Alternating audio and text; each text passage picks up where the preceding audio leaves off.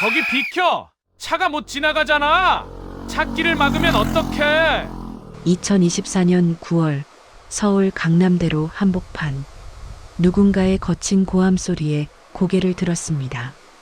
폐지를 가득 실은 낡은 손수레를 끌던 할머니가 비틀거리며 차들 사이로 걸어가고 있었습니다. 그 순간 할머니가 쪼그려 앉아 종이박스를 집으려 할 때였습니다. 티셔츠 목선 사이로 삐져나온 작은 은목걸이가 햇빛에 번쩍였습니다. 저는 숨이 멎었습니다. 광진그룹 회장 김종욱 55세. 지난 43년간 단 하루도 잊지 않았던 그 목걸이가 지금 제 차 바로 앞 폐지 줍는 할머니 목에 걸려 있었습니다. 그리고 그 할머니의 얼굴을 본 순간 엄마. 회장님, 전방 공사로 차량이 정체 중입니다. 약 20분 정도 소요될 것 같습니다. 비서실장 김영남이 정중하게 보고했습니다. 하지만 저는 그의 말을 제대로 듣지 못했습니다. 차창 밖 차들 사이를 아슬아슬하게 지나가는 한 할머니에게서 눈을 뗄 수가 없었거든요. 2024년 9월의 뜨거운 오후 3시, 강남대로는 예상치 못한 공사로 꽉 막혀 있었습니다. 그 사이를 한 할머니가 커다란 손수레를 끌며 위태롭게 지나가고 있었죠. 77세쯤 되어 보이는 할머니였습니다. 허리는 거의 직각으로 굽어 있었고 빛바랜 회색 티셔츠와 기름때 묻은 검은 바지, 밑창이 거의 다 닳아 발가락이 보일 듯한 낡은 운동화. 저런 분들이 요즘 참 많아지셨습니다. 영남이 안타까운 표정으로 중얼거렸습니다. 하지만 저는 대답하지 않았습니다. 할머니가 제 차 앞 2미터쯤 되는 곳에 멈춰 섰거든요. 바닥에 버려진 작은 골판지 조각을 발견한 것 같았습니다. 할머니는 천천히 무릎을 굽혀 쪼그려 앉았습니다. 손바닥만 한 크기의 골판지였지만 할머니에게는 그것조차 소중해 보였습니다. 바로 그 순간이었습니다. 할머니가 고개를 숙이자 티셔츠 목선 안쪽에 숨어있던 무언가가 앞으로 툭 떨어져 나왔습니다. 작은 은목걸이. 오후의 강렬한 햇빛이 그 목걸이에 반사되어 제 눈을 찔렀습니다. 심장이 쿵 하고 멈춰버렸습니다. 안 돼. 제 입에서 나지막한 신음이 흘러나왔습니다. 손이 부들부들 떨리기 시작했고 온몸의 혈액이 거꾸로 흐르는 것 같았습니다. 회장님, 영남이 이상한 낌새를 눈치채고 저를 돌아봤습니다. 괜찮으십니까? 얼굴이. 하지만 저는 영남의 말을 듣지 못했습니다. 그 목걸이, 43년 전 제가 12살 때 어머니께 마지막으로 선물했던 바로 그 은목걸이. 낡고 빛이 바랬지만 그 특유의 작은 하트 모양 펜던트는 절대 잊을 수가 없었습니다. 목걸이 뒷면에는 제가 송곳으로 새긴 글씨가 있었습니다. 엄마 사랑해요, 마이너스 종욱. 손가락에 피가 날 정도로 악착같이 새겼던 그 글씨. 그리고 그 할머니의 얼굴. 주름투성이의 햇빛에 그을려 거무스름했지만 그 눈매, 그 콧날, 그 입술선. 안 돼. 설마. 저도 모르게 차 문을 벌컥 열고 뛰쳐나갔습니다. 회장님, 영남의 놀란 목소리가 뒤에서 들렸지만 상관없었습니다. 저기요, 할머니. 제가 소리쳤습니다. 할머니가 깜짝 놀라 고개를 들었습니다. 골판지를 쥔 채 굳어버린 할머니의 눈이 저를 향했습니다. 그 눈빛, 43년 전 34세였던 어머니의 그 눈빛이 77세 할머니의 눈 속에 고스란히 남아 있었습니다. 혹시 제 목소리가 떨렸습니다. 최기님. 최기님 어머님이십니까? 할머니의 얼굴이 순식간에 새하얗게 질렸습니다. 손에 쥐고 있던 골판지가 바닥에 떨어졌습니다. 1981년 겨울, 저는 12살이었고 어머니 최기님은 34세였습니다. 아버지는 제가 태어나기 전에 건설 현장 사고로 돌아가셨습니다. 어머니는 홀로 저를 키우셨죠. 우리는 서울 변두리의 반지하방에서 살았습니다. 어머니는 새벽 4시에 일어나 동네 시장 청소를 하셨고, 낮에는 식당에서 설거지를, 저녁에는 다른 집 청소를 하셨습니다. 하루에 3군데 일터를 오가셨어요. 종우가, 엄마 괜찮아. 우리 종욱이만 건강하면 돼. 어머니는 늘 웃으셨습니다. 하지만 저는 알았습니다.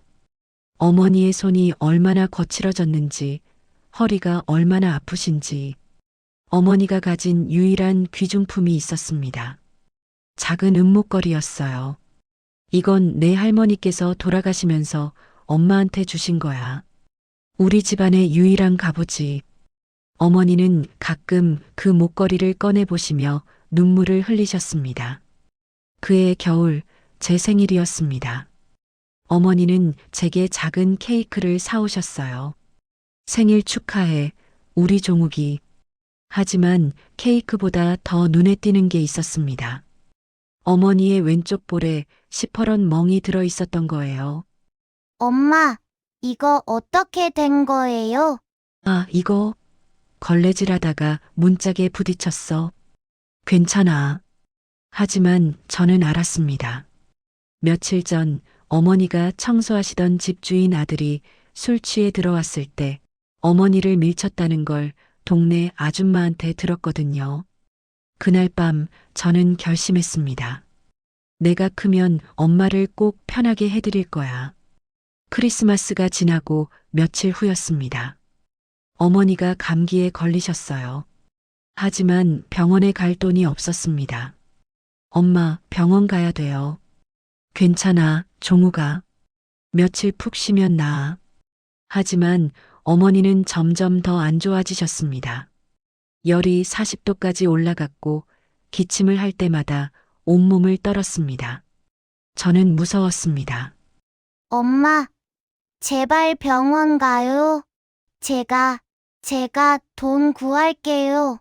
저는 동네를 돌아다니며 빈병을 주었습니다. 골목을 뒤지고 쓰레기통을 뒤지고 3일 동안 모은 돈이 3,800원. 병원비는 5,000원이었습니다. 그날 밤이었습니다. 어머니가 은목걸이를 꺼내셨어요. 종우가.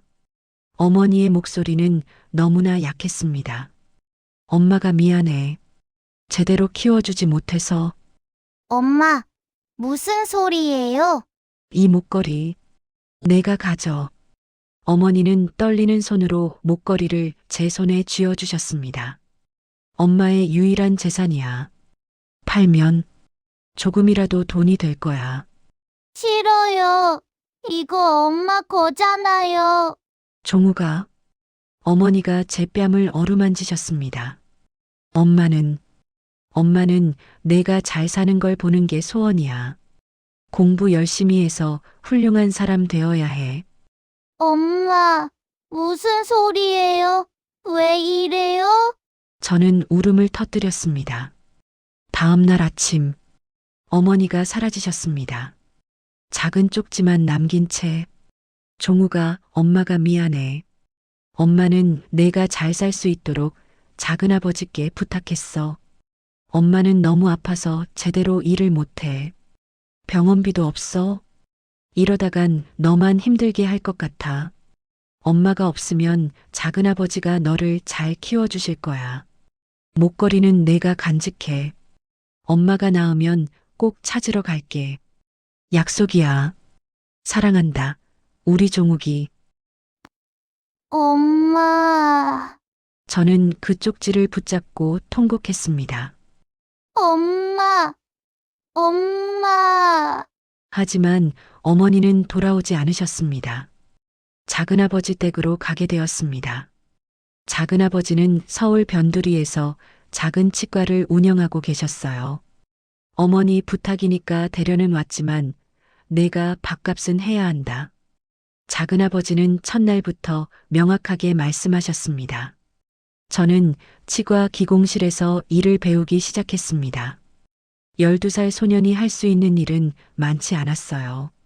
석고를 개고 기구를 씻고 바닥을 닦는 것.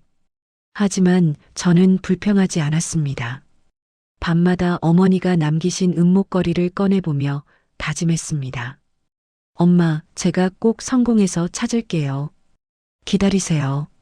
낮에는 작은아버지 치과에서 일하고 밤에는 중학교 야간반에 다녔습니다. 15살이 되었을 때 저는 기본적인 치과 기공 기술을 거의 다 익혔습니다. 내 솜씨가 제법이구나. 작은아버지도 인정하셨죠. 틈틈이 어머니를 찾았습니다. 서울역, 남대문 시장, 노숙자들이 있는 곳이라면 어디든 갔습니다. 하지만 어머니는 없었습니다. 18살 고등학교를 졸업하던 해 작은아버지께 말씀드렸습니다. 작은아버지, 저 독립하고 싶어요. 뭘 할 건데? 치과 재료 파는 가게를 하나 차리고 싶어요. 작은아버지는 잠시 생각하시더니 200만 원을 빌려주셨습니다. 1년 안에 갚아라. 저는 을지로에 2평짜리 작은 치과재료 가게를 차렸습니다. 종욱 치과재료. 치과에서 쓰는 석고, 레진, 소독약, 장갑 등을 파는 작은 가게였습니다. 처음 한 달 매출은 80만 원. 임대료 50만 원을 제하면 30만 원이 남았습니다. 하지만 포기하지 않았습니다. 아침 6시에 가게 문을 열어 밤 11시에 닫았습니다. 직접 치과를 돌아다니며 영업했습니다. 원장님, 저희 가게에서 사시면 10% 더 싸게 드립니다. 22살 직원 1명을 고용했습니다. 25살 서울에 지점 2개를 더 냈습니다. 28살 작은 공장을 차려 직접 치과 재료를 만들기 시작했습니다. 32살 회사명을 광진 메디컬로 바꾸고 법인으로 전환했습니다. 38살 의료기기 제조까지 사업을 확장했습니다. 45살 연매출 800억 원의 중견 기업이 되었습니다. 그리고 지금 55살 광진그룹 회장, 연매출 4조 5천억 원, 임직원 2,800명, 국내 의료기기 업계 5위. 하지만 단 하루도 어머니를 잊은 적이 없었습니다. 20대 후반부터 본격적으로 어머니를 찾기 시작했습니다. 사설탐정 37명을 고용했습니다. 전국의 병원, 요양원, 노숙자 시설, 복지관, 가능한 모든 곳을 뒤졌습니다. 35살에는 가족찾기 재단을 설립했습니다. 제 재산 1,500억 원을 출연했습니다. 실종 가족을 찾는 사람들을 돕기 위해서였죠. 재단을 통해 348가족이 재회했습니다. 하지만 정작 저는 어머니를 찾지 못했습니다. 40살에는 방송에도 나갔습니다. 어머니, 저 종욱이에요. 제발 연락 주세요. 저 이제 성공했어요. 엄마 편하게 모실 수 있어요. 카메라 앞에서 눈물을 흘렸습니다. 하지만 돌아온 건 사기꾼들 뿐이었습니다. 어머니라고 찾아온 사람만 18명. 전부 거짓이었습니다. DNA 검사를 해보면 다 다른 사람이었죠. 저는 점점 지쳐갔습니다. 어머니는 이미 돌아가신 게 아닐까? 밤마다 악몽을 꿨습니다. 어머니가 어딘가에서 고통받고 계신 꿈. 하지만 포기할 수 없었습니다. 매일 밤 어머니의 은목걸이를 꺼내봤습니다. 엄마가 나으면 꼭 찾으러 갈게. 약속이야. 어머니의 글씨. 엄마, 어디 계세요? 제발 살아계세요.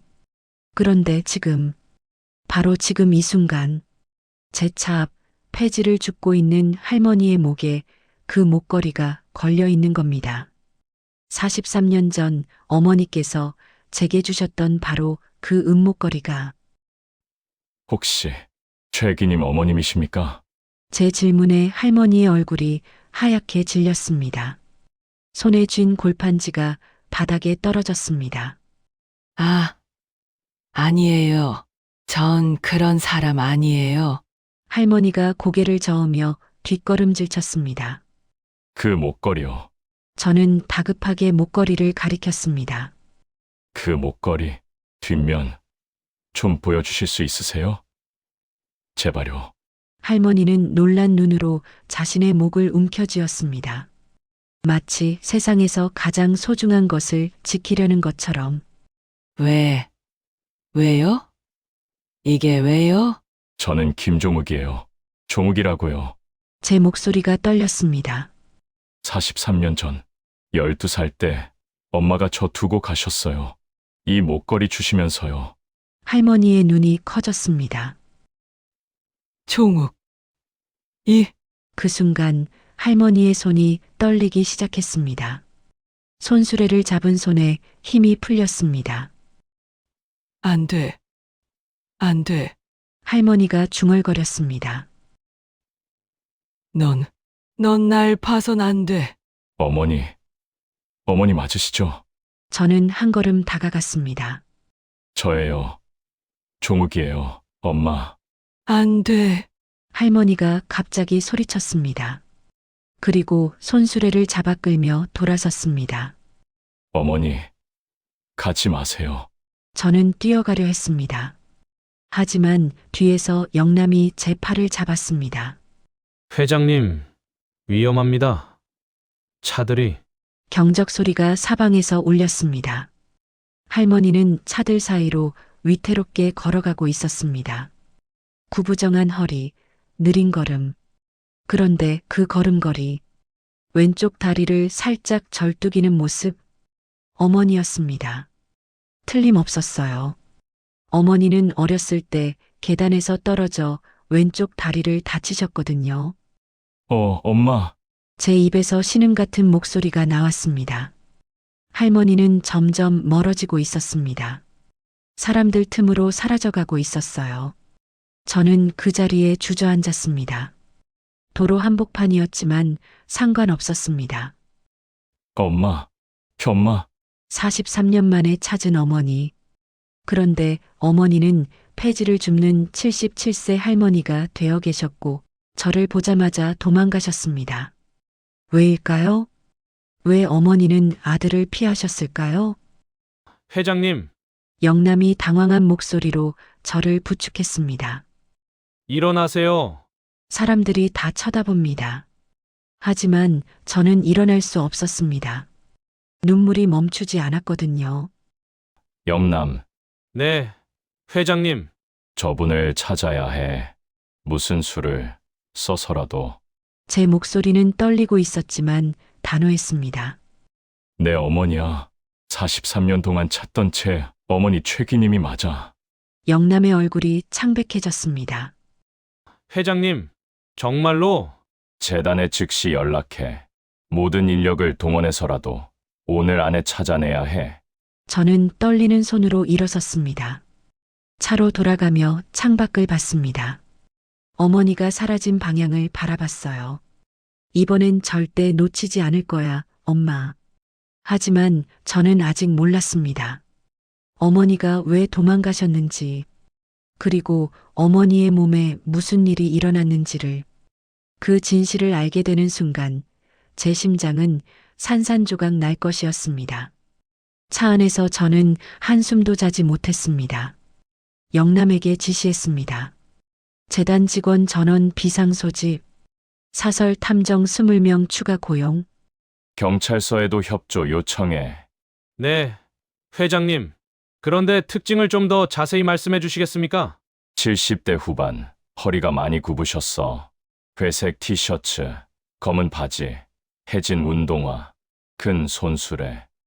그리고 저는 숨을 깊이 들이마셨습니다. 왼쪽 다리를 약간 절뚝이셔. 은 목걸이를 목에 걸고 계셨어. 알겠습니다. 영남이 즉시 전화를 걸기 시작했습니다. 새벽 2시 전화벨이 울렸습니다. 회장님, 찾았습니다. 재단 김 팀장의 목소리였습니다. 어디야? 영등포구 대림동입니다. 쪽방촌이요. 주소 보내드리겠습니다. 저는 잠옷 차림 그대로 현관문을 뛰쳐나갔습니다. 회장님, 영남이 황급히 뒤따라왔습니다. 차 준비하겠습니다. 잠시만. 지금 당장.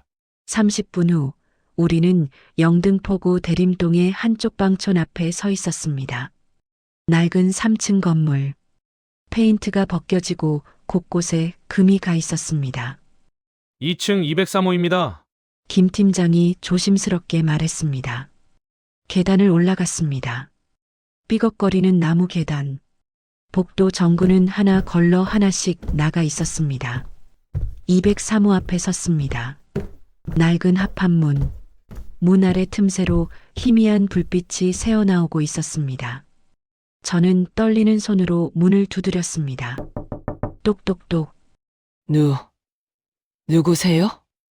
안에서 할머니의 떨리는 목소리가 들렸습니다. 저예요. 어머니, 종욱이에요. 침묵. 긴 침묵이 흘렀습니다. 가세요. 전 당신 어머니 아니에요. 어머니, 제발 문 열어주세요. 43년을 기다렸어요. 엄마, 제발요. 얼굴만이라도 보고 싶어요. 한참의 침묵 후 문이 천천히 열렸습니다. 체인이 걸린 채로 틈 사이로 어머니의 얼굴이 보였습니다. 눈이 빨갛게 부어 있었습니다. 들어오세요. 어머니가 작은 목소리로 말씀하셨습니다. 문이 열렸습니다. 방 안으로 들어서는 순간 저는 숨이 막혔습니다.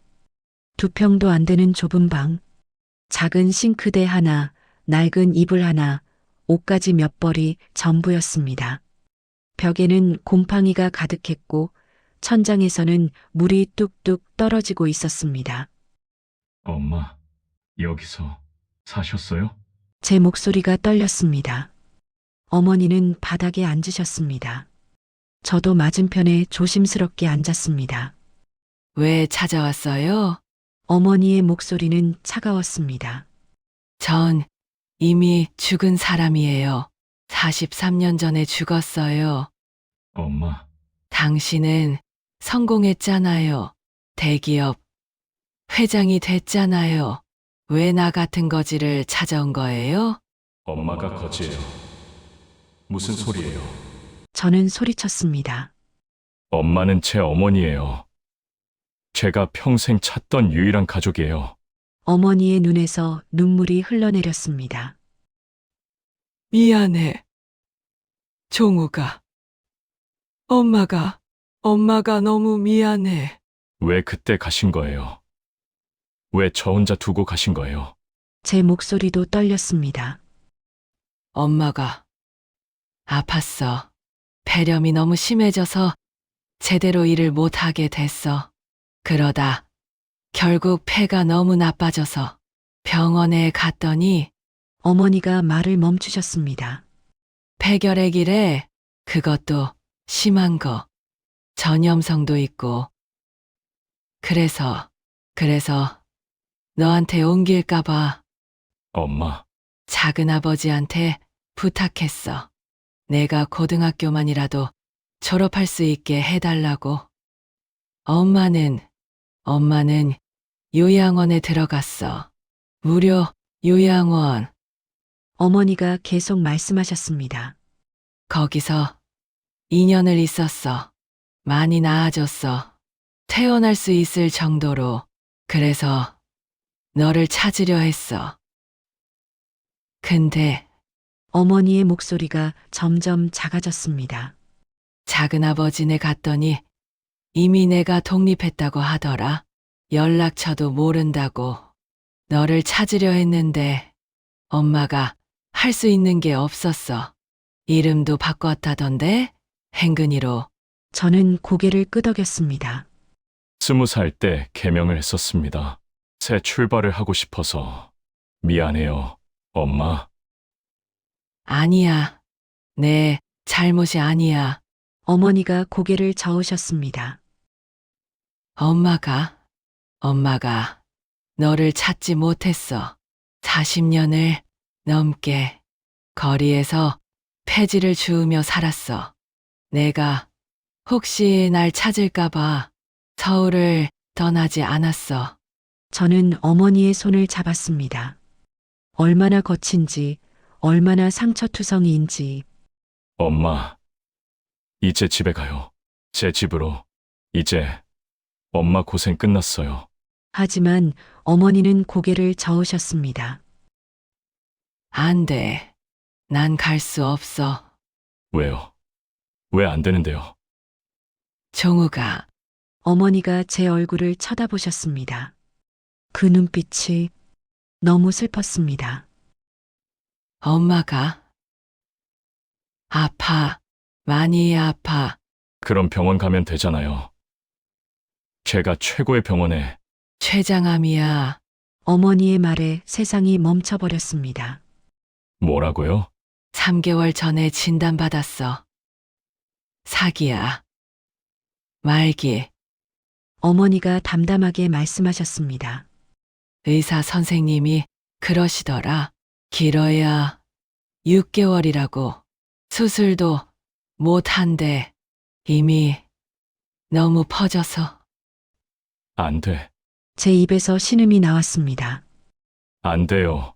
엄마, 그럴 리가 없어요. 그래서 널 피한 거야? 오늘 널 봤을 때 내 너무 놀랐어. 아들이 이렇게 성공했구나. 그게 너무 기뻤어. 근데 동시에 너무 무서웠어. 이런 모습으로 다시 만나는 게. 어머니가 제 손을 꽉 쥐셨습니다. 엄마는 그냥 이대로 조용히 가고 싶었어. 내 인생에 짐이 되고 싶지 않았어. 무슨 소리예요? 저는 소리쳤습니다. 엄마가 무슨 짐이에요? 엄마는 제 전부예요. 저는 어머니를 껴안았습니다. 43년 만에 안아보는 어머니. 너무나 말라 있었습니다. 뼈만 남은 것 같았습니다. 이제라도 만났잖아요. 치료하면 돼요. 제가 최고의 병원, 최고의 의사 모셔올게요. 엄마 꼭 낫게 해드릴게요. 하지만 가슴 깊은 곳에서 알고 있었습니다. 췌장암 말기. 그것이 의미하는 것을. 어머니를 43년 만에 찾았는데 남은 시간이 고작 몇 개월밖에 없다는 것을. 엄마, 왜 하필 지금이에요? 왜? 저는 어머니 품에서 아이처럼 울었습니다. 55세 대기업 회장이 2평짜리 쪽방에서 77세 어머니 품에 안겨 통곡하고 있었습니다. 그날 밤 저는 어머니를 모시고 병원으로 갔습니다. 서울 최고의 암 전문 병원. 하지만 의사의 말은 냉정했습니다. 최선을 다하겠습니다만 솔직히 말씀드리면 완치는 어렵습니다. 통증 관리와 연명 치료가 최선입니다. 돈은 얼마든지 쓸게요. 제발 우리 어머니 살려주세요. 저는 의사 앞에 무릎을 꿇었습니다. 하지만 알고 있었습니다. 어떤 것도 어머니의 생명을 살 수 없다는 것을. 43년을 기다렸습니다. 그런데 남은 시간은 단 몇 개월. 이것이 제게 주어진 마지막 기회였습니다. 어머니와 함께할 수 있는. 어머니, 가족을 찾는데 늦은 때는 없습니다. 하지만 후회하기엔 언제나 너무 늦습니다. 사랑한다는 말 오늘 꼭 전하세요. 내일이면 늦을 수도 있으니까요. 끝까지 들어주셔서 감사합니다.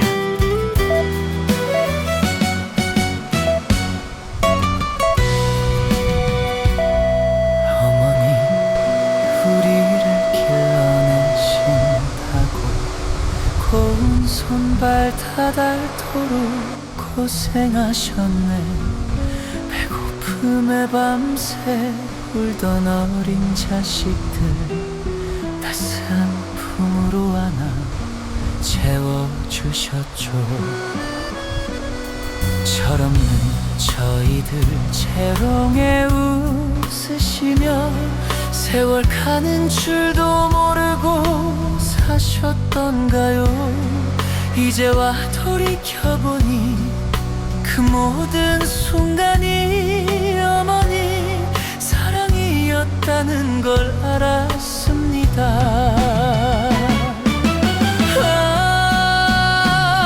어머니, 저 멀리 가신 어머니,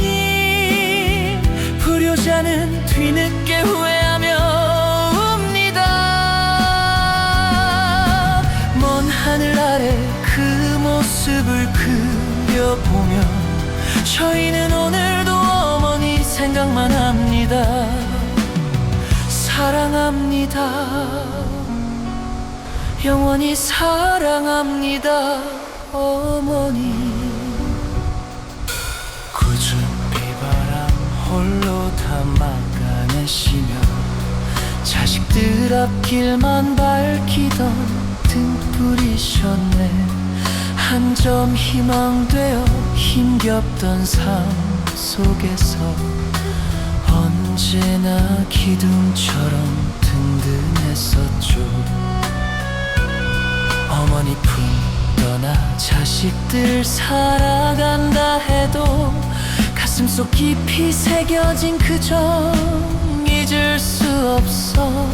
메마른 세상 속 어머니 이름 부르며 사무치는 그리움에 눈물이 흐릅니다.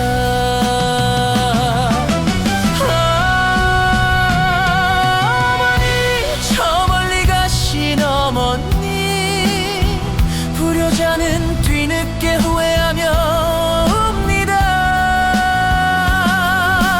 먼 하늘 아래 그 모습을 그려보며 저희는 오늘도 어머니 생각만 합니다. 사랑합니다. 영원히 사랑합니다. 어머니. 세월이 흘러도 변치 않을 그 사랑, 어머니의 희생 위에 서 있는 저희입니다. 못다한 효도 이젠 가슴에 묻고 어머니 부끄럽지 않게 살아가렵니다. 어머니, 저 멀리 가신 어머니, 불효자는 뒤늦게 후회하며 웁니다. 먼 하늘 아래 그 모습을 그려보며 저희는 오늘도 어머니 생각만 합니다. 사랑합니다. 영원히 사랑합니다. 어머니.